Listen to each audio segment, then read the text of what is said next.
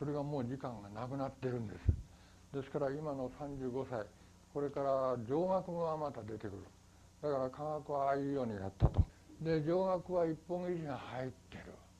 その一本義士の入ってるやつがそれでよかったんだけど、科学ができてだんだんこの咀嚼圧がかかってくるんですね。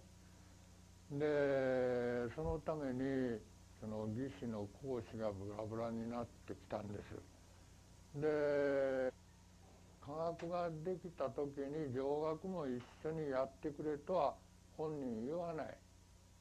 つまりお金の問題もあったんだろうと思う、35歳でね。それからもう一つはみんなその抜けというのに抜かんで持つよと。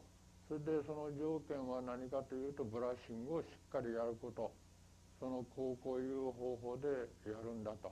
これを気をつけなさいなんてなこと23言われて、そんなことで持つんやろかと。こういうことですね。疑いの目を持ってた。これは本当やと。しっかりしてきたと。大丈夫やと。その間に今度は上が少し調子が悪くなってきたわけで、これでということで今度はそーっと言い出したのは、上も下みたいにやってもらえんやろうかということを言い出してた。2年後ですね。おかしいな。34歳に38年に、この入れ歯を入れたわけですね。でその入れ歯、これややこしいでしょ。こんな入れ歯あるはずない。その入れ歯を利用してね、残管固定にしたんです。というのはこれが義歯なんですね。でこれはブラブラなんです。これもブラブラなんですね。でここへクラスがかかって、こっちクラスがかかって、剣士がこっち向きとこっち向きです。で、歯の状態はこの一番、これグラグラのやつはこんなんです。もう抜けてしまってるみたいもんね。だけど今まで抜けてしまってるというやつとは違うでしょ。骨面にちゃんと歯根膜のようなものが違うかも分かりませんよ。見えて接してますね。でこれは3分の1ですね。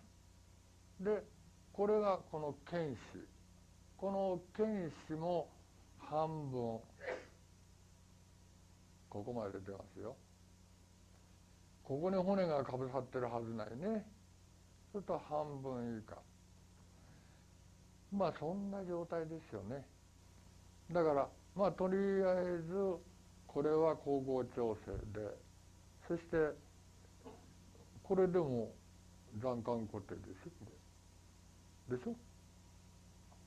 それで補定していこうと。でブラッシングしようと。でブラッシングは科学だってその必ずやる、上学もやっていたんです。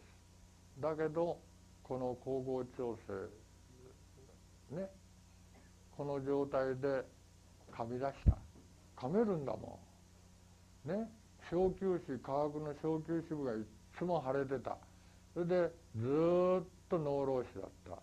それでこっちのこの辺も噛めなかった。それが噛めるようになったんでしょ。その結果がこれ裏付いてきたんですね。だからこれを固定する。まず第一にこれが一番ひどいもん。これがグラグラもええとこだ。もう下の先で動く。それを止めなきゃ。それには剣士と剣士まで固定しようと。それでいきなり抜髄、これはもう抜髄で削ってんです。でもうこんなブラブラなやつを削るのにはね、削ったら抜けちゃうもん。だから縛り付けというかしょうがない。でその小を全部死刑部で削って取ってね、それでこういうワイヤーを通して小のこんなのを利用して、それで残管固定してるやつですね。それで抜髄したと。それでこれでね、こっからここまでのブリッジみたいな永久固定装置をしようというわけだ。でこれパターン抜けるか。方向性もへったくれもあったもんじゃない。俺はあっち向きこらこっち向きだもんな。それもひどいよねこれ。二次元的にひねってる。それをこういうスケレトンを入れて、ここの先にちょんと見えてるのはスケレトンの先です。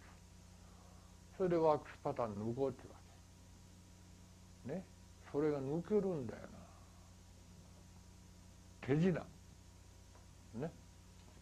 というのはね、歯が動いてくれるからよ。ね。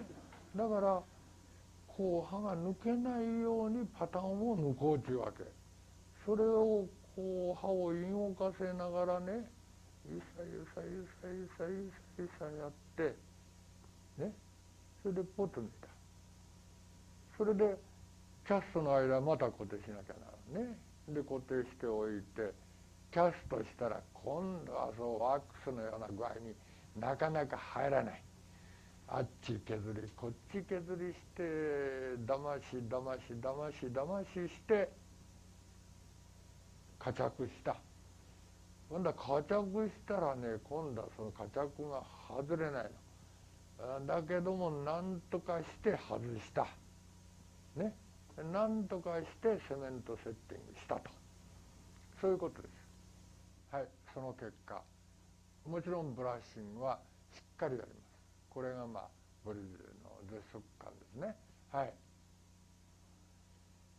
で縛り付けでもかっちり縛り付けたらもう抜くことも仮ばめすることもできない。だから緩めたり縛ったり、それでセットした。それでセットして、これは11年目の写真かな。これ11年でしょ。でこういうファチェットができていた。やっぱり球枝部が肛門するからですね。はい。でこれ6年の写真。6年これですよ。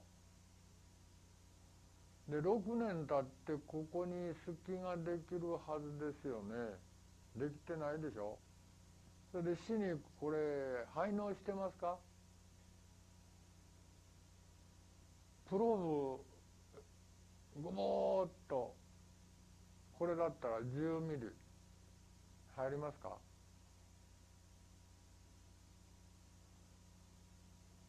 ちゃんとついてますよ。それは組織学的についてるのか、プロービングなんかする必要何にもないし、反応しないんだもん。はい。14年経った。この歯肉の色と形見てください。スティップリングもちゃんとありますよ。それでここのとこは全然すかないでしょ。ほんでやっぱりあっち向きこっち向きは相変わらずですよね。2年の時の状態から比べるといろんなとこが違う。つまりここの露出部が1ミリぐらい露出が増えたかな。でこっちだ、これは見えないけどやっぱりこっちも増えてるでしょうね。だけどここに1ミリの隙があるかというと隙がない。この歯間固形空液の状態の変わり方も半ミリか1ミリで変わってますね。そんなことですね。それが12年間、これは2年目と14年との違いです。10年経ってもそのくらいしか違わない。はい。というと健康歯肉の違い方と似てるでしょ。でこれはね16年目の姿で、これはイラクへ1年行って帰ってきた。今の戦争してるとこ、暑いとこね。そこへね、イラクはものすごくイライラ戦争のね前ですから、ものすごくお金持ちで、それで大学を建てる。それの電気設備を全部引き受けて仕事に行ったわけね。それでまあ1年行って、それで帰ってきたらすぐやってきた、その時の状態です。これブラッシングの傷ですね。やっぱりブラッシングが落ちてるなと自分で思ったんでしょう。やたらとこすってやってきた、はい、帰ってすぐやってきた。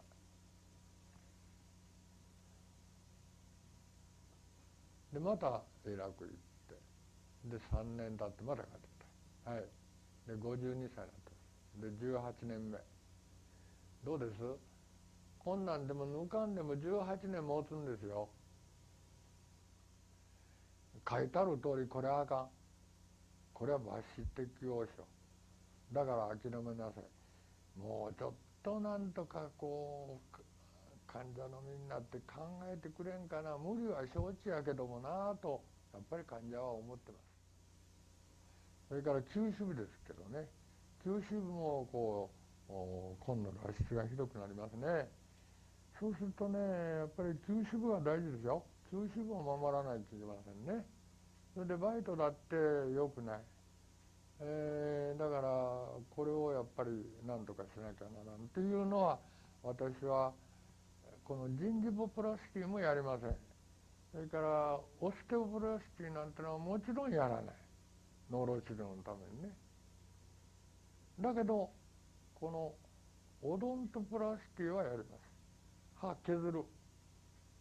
でエナメルなんて全部バーッと削ってなくなるまで削ります。ひでえことやんな、そんな水しみだとしみません。カリエスになるね、こんなとこね何年これ裸で出てんので、ここだって何年裸で出てんので、水がしみる、カリエスができる、できてないじゃないの。